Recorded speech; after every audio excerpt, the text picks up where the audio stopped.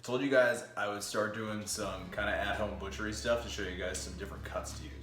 I listen to a lot of strength and conditioning podcasts. These guys will always recommend different cuts of meat to eat. And they generally steer you towards leaner cuts, which is fine. I'm not a millionaire, I don't know about you. I can't afford to eat strip steak and tenderloin every day. So I want to introduce you guys to some of the cheaper cuts. So this here is an eye of round. It is the semitendinosus.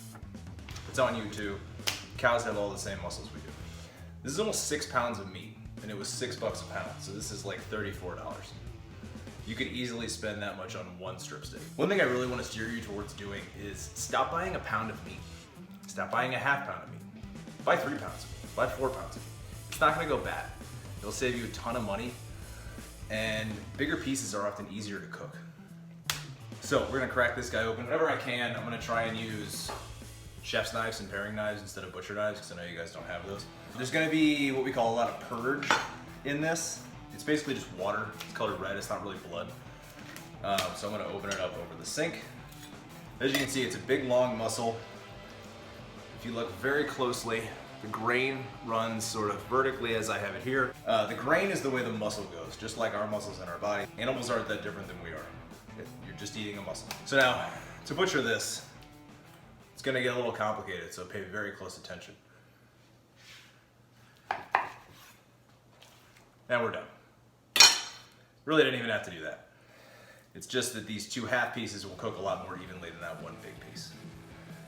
This has a fair amount of fat around the outside, but as you can see, the middle, it's crazy lean. I would really recommend leaving this on, all this fat. It'll sort of melt down as you cook it properly, and it'll add a ton of flavor to your roast. And if you want to stay lean, if you want to keep your meat lean, just don't eat it. If you're really hell-bent on taking it off, take your knife, put it right where the fat meets the meat, like this, and just with this sort of top third, or even 1/4 of the knife, just sort of push. You're not really cutting, you're just sort of pushing it forward. And that'll shave your fat off without taking much of the meat off. I'm basically gonna teach you how to make roast beef.